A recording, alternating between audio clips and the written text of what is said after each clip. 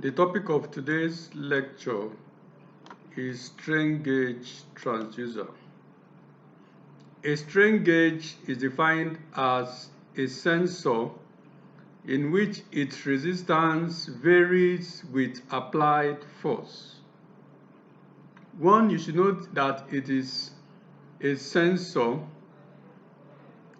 that its resistance changes when force is applied.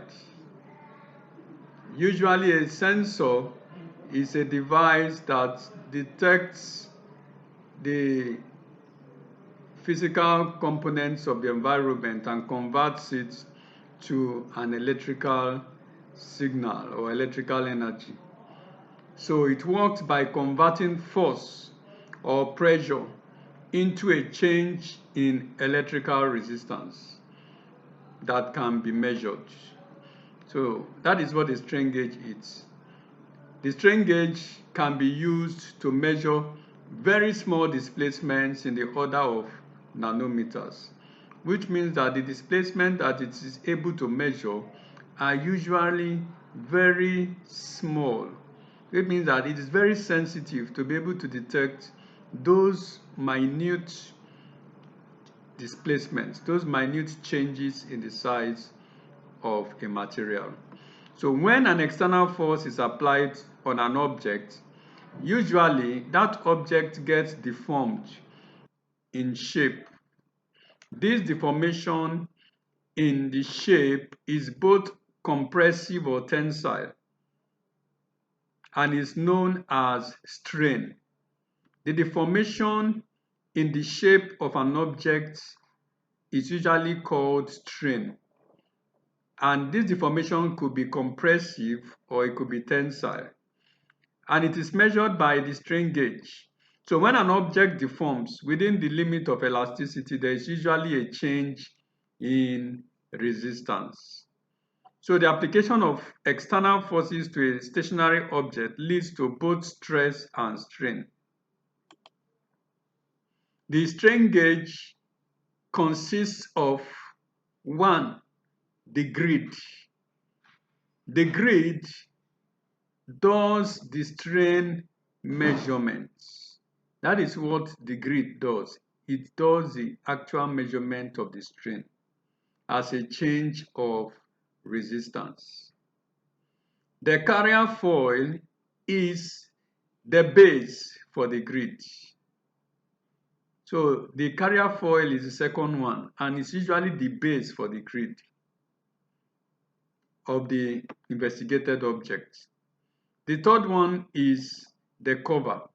The cover provides protection against pollution. The pollution can be in form of dust or oil. Then the fourth one are the lids. The lids provide connection with the measuring device. Let's look at the definition of stress. Stress in mechanics is defined as a force applied per unit area and is given by stress, which is represented by sigma, is equal to force represented by F divided by area represented by A. Stress applied to a material may be classified as tensile stress or compressive stress. Tensile stress is the force that is applied per unit area, which leads to increase in length of or area of the material. The tensile stress, when you apply the force on the material, it actually leads to increase in length or area of that material. So objects under tensile stress become thinner and longer. Objects that are under tensile stress become thinner and longer. Then compressive stress is the force applied per unit area that leads to decrease in length or area of a body. the object under compressive stress becomes shorter and thicker. Let's look at the definition of strain. Strain is defined as the amount of deformation experienced by the body in the direction of force applied.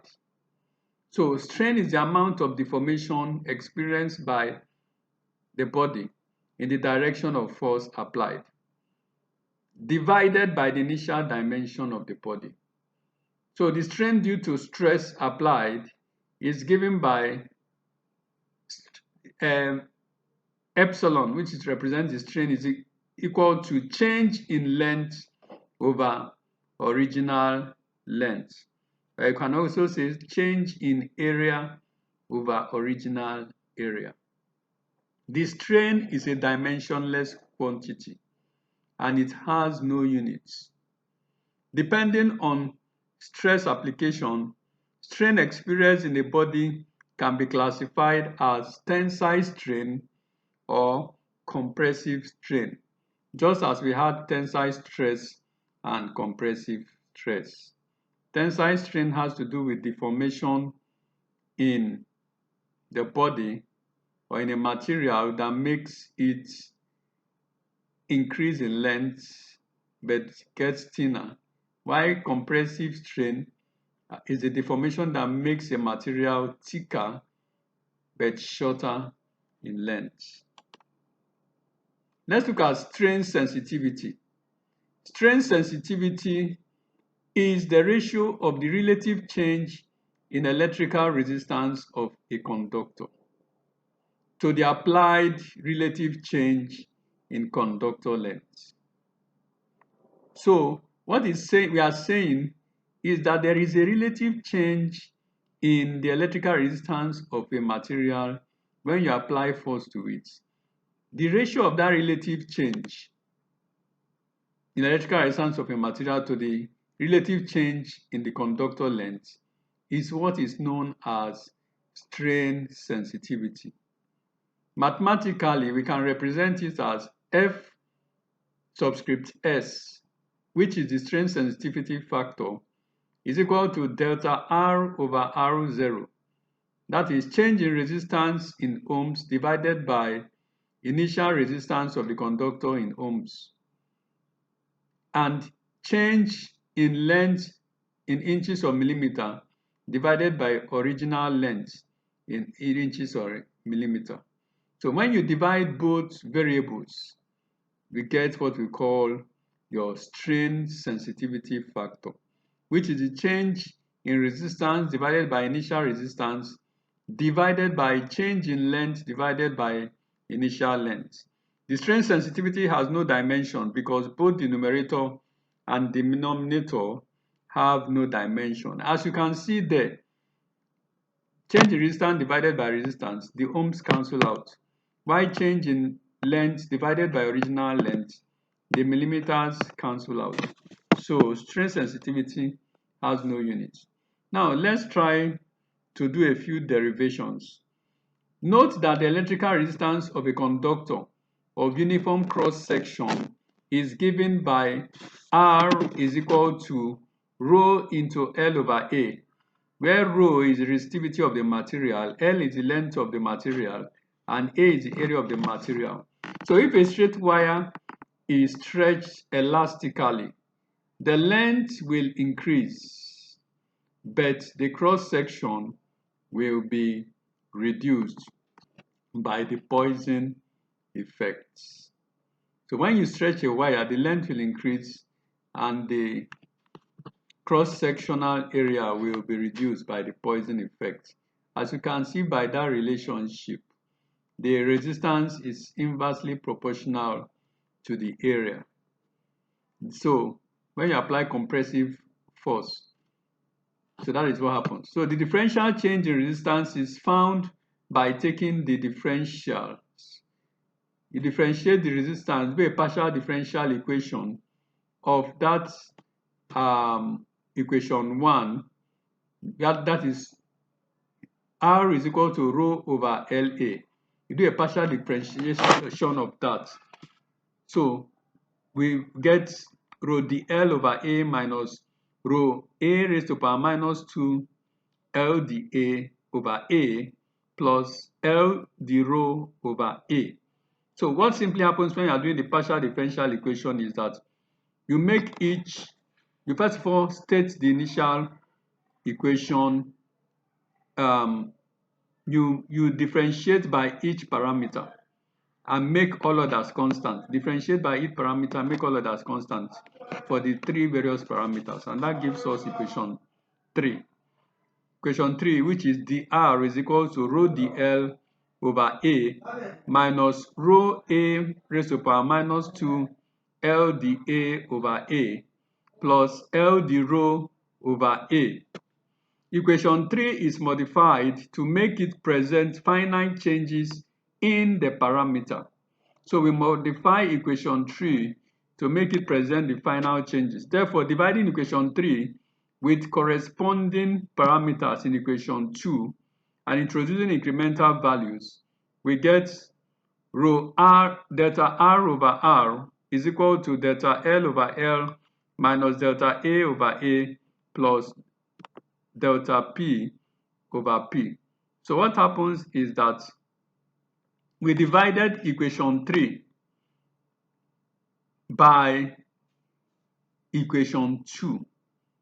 Equation 3 divided by equation 2 gives us equation 4, as you can see in your lecture material. So the Poisson ratio mu relates the change in diameter to the change in length. So what we have there is that for the Poisson ratio, delta D over D is equal to minus mu delta L over L, which means that change in diameter divided by the initial diameter is equal to minus mu delta L over L. Substituting equation 5 into the center term of equation 4, we have delta R over R gives us bracket 1 plus 2 mu delta L over L plus delta rho over rho. Bracket of 1 plus 2 mu into delta L over L is known as the dimensional effect, while delta rho over rho is known as the piezoresistive effect. So the gauge factor is obtained by dividing equation 6 by delta L over L, which is useful in comparing various strain gauge materials. So the gauge factor, the equation that gives us the gauge factor is delta R over delta L over L is equal to 1 plus 2 mu bracket plus delta rho over rho divided by delta L over L. So various materials have their strain sensitivity because strain sensitivity varies from one material to the other. While some materials have a positive strain sensitivity, other materials have a negative strain sensitivity. A positive strain sensitivity occurs when an increase in the length of the material leads to an increase in electrical resistance, while a negative strain sensitivity occurs when an increase in length of the material leads to a decrease in resistance, negative strain sensitivity. So it leads to a decrease in electrical resistance of the material is the negative strain sensitivity. Then let's look at linearity. The strain sensitivity factor should be constant at any strain level for perfect linearity. So the strain sensitivity factor must be constant at any strain level to get a perfect linearity. Let's look at the working principle of a strain gauge. Strain gauge is normally measured very small and precise mechanical strain. Usually, a strain gauge measures very small and precise mechanical strain. Consequently, change in resistance are also very small and thus cannot be measured directly with an ohmmeter because the change in resistance is always very small. So the changes in resistance can be achieved by including the strain gauge in a measurement system, where the precise determination of a change in resistance is possible. And usually what is used for this is a Wheatstone bridge circuit. A Wheatstone bridge circuit is what helps us to be able to measure the change in resistance in a strain gauge. The first component in the Wheatstone bridge circuit is formed by the strain gauge itself. It converts the mechanical strain into a change in electrical resistance. So when we look at the circuit diagram in Fig 2, which is the diagram of a Wheatstone bridge, we realize that the strain gauge circuit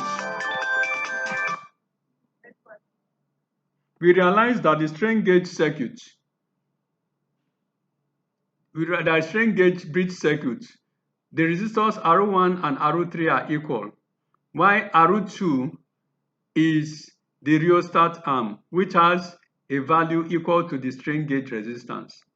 When the gauge is unstrained, the bridge is balanced, and the voltmeter shows 0 value. As there is a change in resistance of the strain gauge, the bridge gets unbalanced and produces an indication at the voltmeter. So let's look at strain gauge backings. So apart from very high temperature strain gauges, all standard backings strain gauge types comprises the sensing grid with organic materials which make up the carrier. So the part of the matrix which is under the grid is known as the backing. The part of the material that is under the grid is known as the backing. Characteristics of strain gauge backings. One is the shear modulus. The shear modulus is an index of the rigidity or stiffness of the plastic backing. Then we have the creep. The creep is also known as cold flow. It refers to the time-dependent change in dimension under sustained stress. So the dimension, as I said earlier on, there's usually a change in dimension when you apply force to a material. So, and it varies with time. As you apply, the more force you apply, the more deformation takes place, and it's usually at increased time. So that change in the dimension as you applied stress to it varies per time, and usually it's called the creep. So mostly occurs in plastic. Then the flexibility is the ability of plastic to survive sharp bending without cracking or permanent deformation. So when you apply force to plastic and it does not bend, it comes back to original form. You apply force, it does not crack, comes back to original form. This is known as flexibility. Then you have elongation capability, the maximum strain which can be applied to a properly bonded backing material before it cracks. Then we have the peel strength. The peel strength is a measure of the bond strength between the backing and the foil as the foil is removed from the backing. Thank you for listening and goodbye.